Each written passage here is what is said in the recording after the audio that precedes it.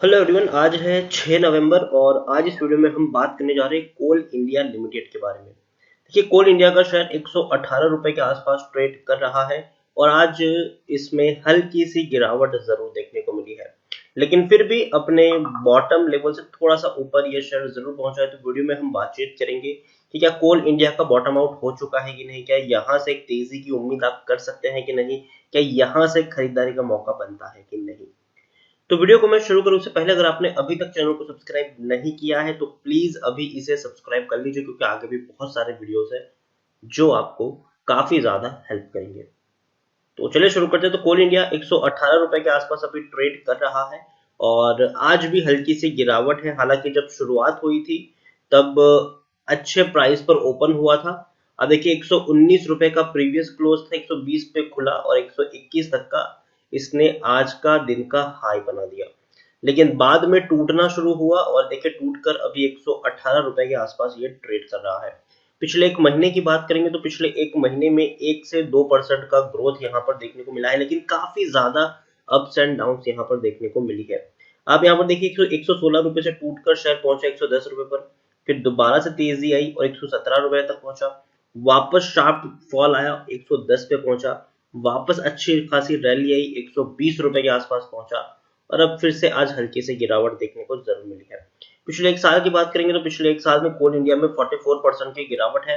देखिए, Covid level से पहले, कोरोना आने से पहले ये शेयर 200 रुपए से भी ऊपर ट्रेड हुआ करता था।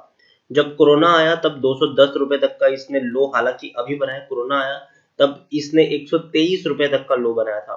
फिर वापस से तेजी यहाँ पर 145 तक पहुंचा, वापस यहाँ पर 123 रुपए तक पहुंचा, तेजी आई, वापस 150 रुपए तक पहुंचा, गिरावट आई, वापस तेजी आई, लेकिन अब इसमें दोबारा से एक भयंकर गिरावट बनी है। जो लो बना है वो अभी बना है। पिछले महीने ही इसने अब तक का सबसे बड़ा लो बना दिया, 110 रुपए का लो इसने बनाया है पिछले महीने ही। फिर से तेजी की कोशिश आई, फिर गिरावट आई और अभी अपने ऑल टाइम लो के आसपास ये शेयर ट्रेड कर रहा है। 3 साल का भी अगर हम लो देखेंगे तो 110 रुपए और 314 का हाई है। 10 साल की बात करेंगे तो पिछले 10 साल में कोल इंडिया का जो परफॉर्मेंस है उसका भी जो सबसे बड़ा लो है वो 110 है और वो पिछले महीने ही बना है और 440 के लेवल तक भी ट्रेड कर चुका है।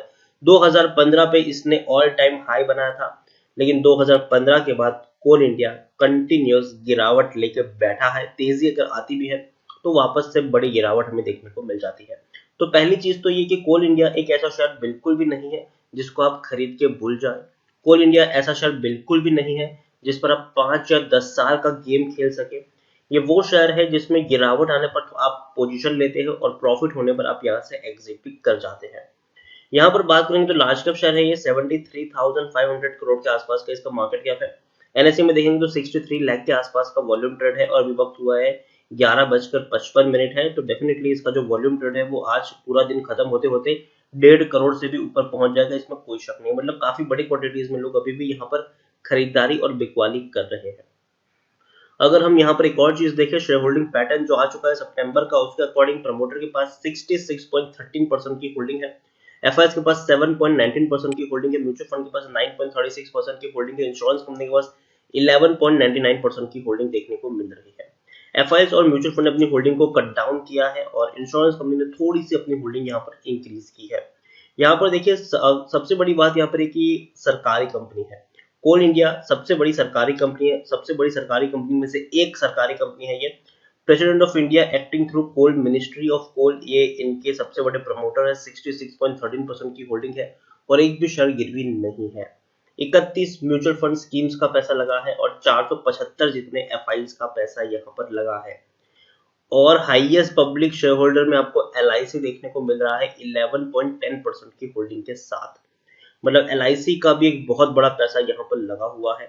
इंडिविजुअल इन्वेस्टर होल्डिंग 3.49% है और डिविडेंड के मामले में अगर हम देखें तो डिविडेंड से माला माल करने वाला ये शेयर है, इसमें कोई शक नहीं है। 120% का आपको ये डिविडेंड पे कर रहा है, मतलब पर शेयर आपको 12 रुपए मिल रहे हैं। पर शेयर आपको 12 रुपए मिल रहे हैं और ये वाकई में काफी बढ़िया डिविडेंड पे किया है इसने। और डिविडेंड जो पे किया है वो भी इसी साल मार्च महीने में ये डिविडेंड इन्होंने पे किया है। तो देखिए, जितनी भी जो सरकारी कंपनियां हैं, जो बड़ी सरकारी कंपनियां, चाहे वो कोल इंडिया हो, चाहे वो बीपीसीएल हो, चाहे वो आईओसी हो, ये डिविडेंड के मामले में काफी अच्छा पे करती है। इवन गेल इंडिया की भी अगर हम बात करें तो वो भी बहुत ही अच्छा डिविडेंड आपको पे करती है। तो कोल इंडिया वाकई में बहुत ही बढ़िया डिविडेंड इस कंपनी ने पे किया है, इसमें कोई शक नहीं है। यहाँ पर एक और चीज अगर मैं आपको यहाँ पर दिखाने की कोशिश करूँ तो टेक्निकल रेटिंग अभी इनकी न्यूट्रल दिखाई दे रही है। वैल्यूएशन अभी भी सस्ता है, 6.56 का पी है, जबकि इंडस्ट्री पी 7.16 है। बुक वैल्यू 27 है, प्राइस टू बुक वैल्यू 4.38 है, ईपीएस 18.19 है और डिलीवरी 36 के आसपास देखने को मिल रही है। According to Moneycontrol user 89% लोग खरीदने की सलाह दे रहे हैं, 11% लोग बेचने की बात करें और आप देखिए यहाँ पर बहुत बड़ी मेजोरिटी ऑफ पब्लिक आपको खरीदने की ही सलाह दे रही है। उसके अलावा जो कोल इंडिया का जो प्रोडक्शन है वो भी राइज हुआ है, तो ये भी एक अच्छी खबर है। 18% तक का प्रोडक्शन इनका राइज हुआ है। 47 मिलियन टन इनका प्रोडक्शन हुआ है अक्टूबर महीने में और ये एक अच्छी खबर आप इसको मान सकते हैं, क्योंकि रीजन यहाँ पर यह है कि अब तक जो है वो कोल इंडिया एक लौता बड़ा प्रोड्यूसर है कोल का। हालांकि धीरे धीरे जो खबर आई है वो ये भी है कि अब प्राइवेट प्लेयर भी कोल माइनिंग में घुस सकते हैं, तो आने वाले दिनों में आपको प्राइवेट प्लेयर भी यहाँ पर देखने को मिलेंगे। लेकिन अभी भी उनको कोल माइनिंग असाइन नहीं हुई है। तो पहले तो कोल माइनिंग असाइन होगी, वो काम करना शुरू करेंगे, अपनी फैक्ट्रीज बिल्डअप करेंगे, सेटअप करेंगे, उसमें अभी भी बहुत वक्त लगेगा।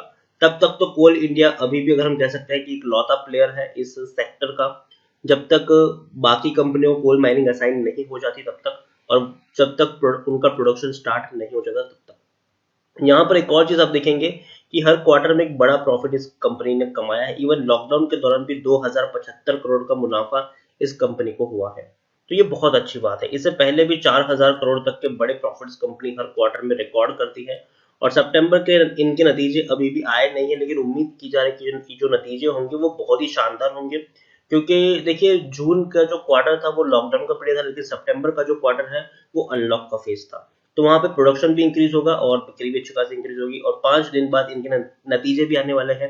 11 नवंबर को क्वार्टरली रिजल्ट्स है, तो काफी बड़ा दिन होगा वो कोल इंडिया के लिए उस दिन। और देखने वाली बात होगी कि आखिर किस तरीके से स्टैंड आउट करता है कोल इंडिया और अच्छा रिजल्ट्स इनके आते हैं कि नहीं। ओवरऑल मुझे लगता है कि कोल इंडिया जैसे कि मैंने कहा कि ये वो शेयर नहीं है जिस पर आप लॉन्ग टर्म का दाव खेले, मतलब 5 या 10 साल का दाव खेलने वाला शेयर ये नहीं है। लेकिन हाँ, इस पर आप 6-7 महीने का दाव तो खेल ही सकते हैं। जैसे कि अभी अगर 119 पर ट्रेड कर रहा है तो मुझे लगता है कि अगर आप चाहें तो खरीदारी कर सकते हैं, लेकिन जैसे ही शेयर 130 पर पहुंचता है तो आप प्रॉफिट बुकिंग भी कर सकते हैं। वापस जब 125 पर आए, वापस ये शेयर 122 तक आए, तब दोबारा आप एंट्री ले सकते हैं। फिर वापस वहां से आपको पर शेयर 10 रुपए का मुनाफा हो जाए, वापस आप बेचकर एग्जिट भी ले सकते हैं। इस तरीके से आप यहाँ पर प्ले कर सकते हैं, लेकिन लंबी अवधि के लिए होल्ड करने की सलाह यहाँ पर नहीं रहेगी। पर शेयर आपको 10 रुपए का भी प्रॉफिट होता है तो प्रॉफिट बुक करें और एग्जिट करें, वापस गिरावट आएगी, वापस आप खरीदारी करें। इस तरीके से आप यहाँ पर प्ले कर सकते हैं। और तो वीडियो आपको कैसा लगा हो तो मुझे कमेंट में लिखकर जरूर बताइएगा। पसंद आया हो तो लाइक करेंगे, शेयर करिए। उसके साथ साथ डिस्क्रिप्शन में आपको मेरी टेलीग्राम लिंक, चैनल की भी एक लिंक मिल जाएगी। तो अगर आप मुझसे टेलीग्राम पे जुड़ना चाहते हैं तो वहां से आप ज्वाइन कर सकते हैं। तो वीडियो को एंड करूंगा, पसंद आया हो तो लाइक शेयर जरूर करिए और सब्सक्राइब करना बिल्कुल भी ना भूलें। Thank you.